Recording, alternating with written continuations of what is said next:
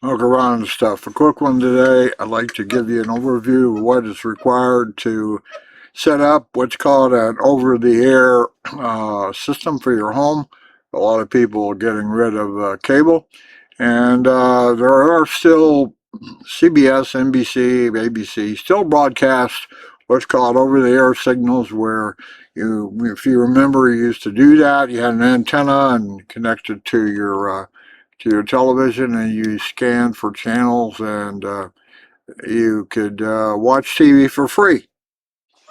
And that's sort of gone away. Everybody has cable, but it's gotten so expensive. And we live close enough to major metropolitan areas down south in Hampton and Virginia Beach and all those. They have television stations there that broadcast certainly all the news. And I'll eventually show you what channels are available.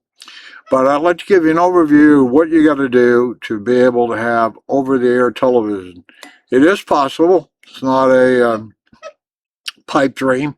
You have to have a couple of elements, obviously an antenna, and I'll show you a couple amplifiers to make sure, and a way to properly orient the antenna toward the target transmitters in south of here.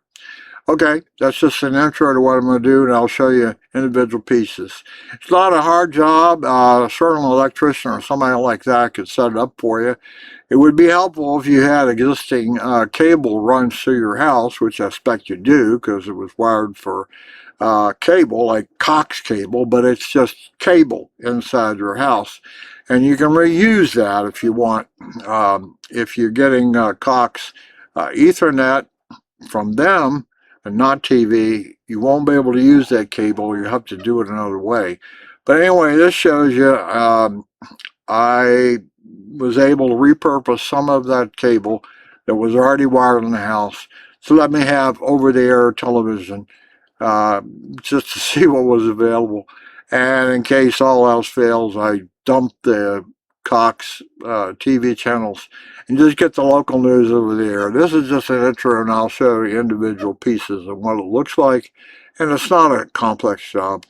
Today is the 15th of March, 2026. Okay, Uncle Ron and stuff. This is part one about over-the-air broadcast or receiving over-the-air signals with an antenna. And I'll start off with the antenna, and here you see what I'm using. I put it in the attic. HOAs cannot prohibit exterior home antennas. They might have some objection if you don't do it properly with structurally or the cable run itself. Now in my case, I have a big attic, and I didn't buy a giant antenna because I wasn't sure what I was going to get. But I have enough room up here that I could get a much larger antenna and even put it on a rotor if you wanted to, so you could move it around. There are television stations in Richmond. There's television stations down south in Norfolk and so on. So the other thing two things I need to point out is up here at the top you see a black box. The antenna from the actual antenna connection goes into that black box and immediately gets amplified. You will typically need an amplifier right at the antenna to get a good strong signal. And from there it hooks to a cable that runs all the way down into my basement. Now the cable that I use, your house is wired with cable. And usually what they do is they terminate all cables in some location. Every cable goes back to one location in the house somewhere. And from there it feeds what's called cable drops in various rooms. If you're no longer, if you're going to use internet, for instance, Cox internet cable, you'll want to find the cable that's in a drop someplace where you want your television. You want to disconnect that from the connection to Cox and use that cable to do this over-the-air thing. So you want a cable drop near where your television is, if you have one. Hopefully you do. Okay, that's what I did. I repurposed the cable. What typical builders do is they run all the cables from one central location, where the cable comes in from the house, to a central location, and all of the drops, all the cables going to all the rooms are congregated there. Some might be connected, some not. Anyway, the point being is that from here it goes to there, and then down there I have what's called a distribution amplifier, which I'll show you, which then goes out to dedicated antenna drops in various rooms, one near the big TV and one near another television. But anyway, the point being is that you need a power amplifier right at the antenna. Now, setting this up, and I didn't put it in my hand, but orientation of the antenna, you go on the internet and do a quick search, and it says over-the-air stations near me, or some sort of query like that, and up will come various websites. You enter in your home address and zip code, and it'll come back, and you can generate a map that shows you where television stations are in your area. Now, there are several in Richmond, which obviously is the north of me because I'm in Williamsburg, and there are several down south in Hampton or Virginia Beach or wherever they are. I chose to orient this toward the southern stations. Now, when you get that piece of paper printout that shows you the map, and I have one laying over there, but I'm not going to grab it, it gives you the magnetic orientation to that particular station. So I think most of them from me were about 300 degrees, and what I used was a compass to orient my antenna. Now you see the antenna actually held on, and I talked about it in the previous next door, was that I use cable straps a lot, and here's a case where I cable strapped the antenna to that wood post there in the attic, and that allowed me to move it slightly this way or that way, up, down, left, and right, so I could orient it as I wanted it, to about 300 degrees to the south. That's it for the antenna. They come in various sizes. This is just a Home Depot. It's not a great antenna by any means. You can get much bigger ones. You can go on outside of the house. In here, I could have put it on a post and put a rotor on it so I could swing that antenna north to Richmond, or swing it around to south toward the stations down in Virginia Beach. I opted not to do that. That requires another cable, and I didn't want to run one just for the rotor. But anyway, this is the antenna part. Hope this gives you an idea of what kind of insulation you'll need in the attic or outside or somewhere. And you do need a cable. Find a cable that's already where all the cables come in your house. There's one location where they all come in. You can track down the one cable that most everything, like upstairs, they all go up the wall and then they go across the attic. I have like 5 cables running across my attic, which then go to some wall, down the wall, to a coax connector for cox, if you will. I just connect that. I don't use cox on that one, so I find that cable and I use it for my over-the-air TV cable. Okay, that's enough of this. So this is just the upstairs, and the main point is you need an amplifier right at the antenna somehow, and they make weatherproof ones. That's the reason partly that I put it inside. That's it for the antenna, and now I'll get to the distribution system. Okay, here I am in the basement. I wanted to show you. You see all these cables running to, this is downstairs in the basement. You see all the cables coming bundled together. Those are coax cables and Cat3 telephone cable. And they all come, everything comes down here to the basement. So there's an endpoint here for all that stuff. So you can repurpose it. as needed for your antenna or to put Ethernet in your house or whatever. That's just that. Okay, this is known as a cable distribution system. This is an amplifier. You see it setting right there. The cable from the antenna and amplifier in the attic come all the way down here, and they go as an input into this device. And then I have, 8 ports, 1, 2, 3, 4.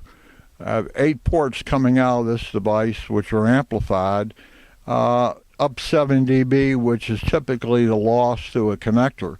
So the signal I got from the attic has been amplified to begin with, but then it's a long 150-foot run. So I bring it down here, and then out of this, I use those cables I showed you. They were originally cable drops for Cox.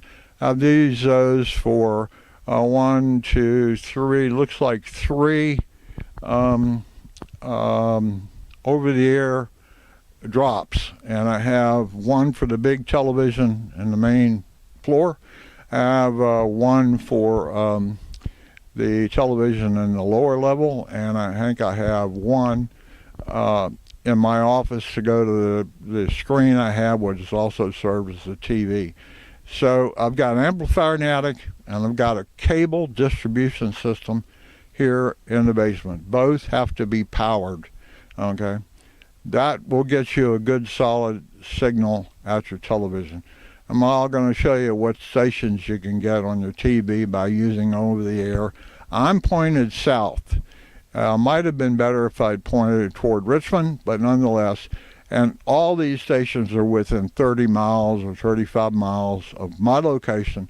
So that little small antenna I showed you upstairs should take care, it does take care of that kind of distance. If you were going much stronger, like 100 miles, you'd have to use a better antenna to start with, but still use the amplifier and still use the cable distribution. That's enough of this. I'll show you what on TV. Okay, I'm at the television, and I'm going to, you see it says scan for channels. This one has a built-in digital scanner, so I'm going to start it and let it scan for channels. Nope.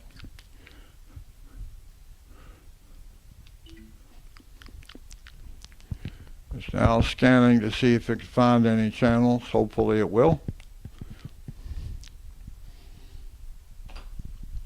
You'll have to do a similar sort of scanning operation on your TV, as long as the TV does support over-the-air broadcasts. I think most televisions have that still built in. It may be required by the FCC. As I said about antennas, HOAs cannot prohibit you to have an over-the-air antenna. They might insist they want it in the back of your house, or they might insist that the cable be a certain color and you know, be non-visible from the street and so on. But they cannot prohibit you from doing that. I live in Ford's Colony, and I don't see a lot of antennas around, but that doesn't mean it won't happen in the future. And maybe over there will come back. Still has commercials, of course, but you know, anyway, it's still scanning for TV. Hopefully it's finding some things, and we'll see.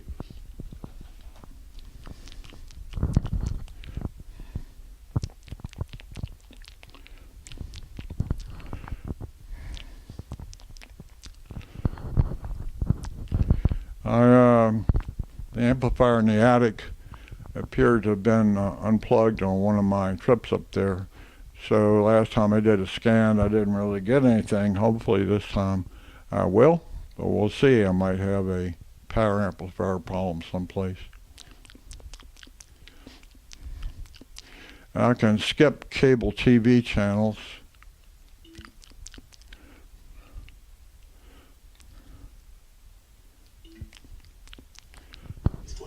Okay, here are the channels that I am getting over the air.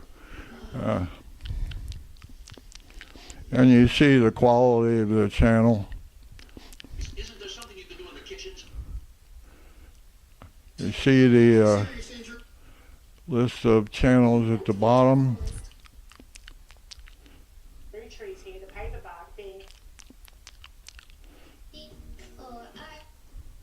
PBS, of course. WHRO. What you find is you can have like channel 13, but have 0.8 on it. Here's 0.7.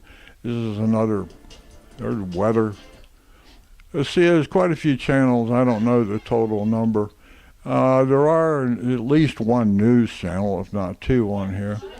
Some of this is old stuff, but you know, here Matlock, for instance. But anyway, I don't know how many total channels there were, and if I can come back to my, let's see, I think under settings, let's do home.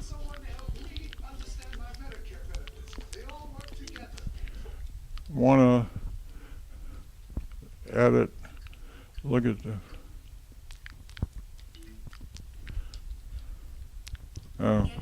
there's some way to edit the channel settings, and I don't really remember right how to do it right now, but anyway, there's where you see there's quite a few. 10, channel 4, VCR, no, there's nothing on the VCR right now. Home Shopping Network, Bounce, Court. And you see the signal quality is no signal on that one, no signal on Smart TV, no signal on that.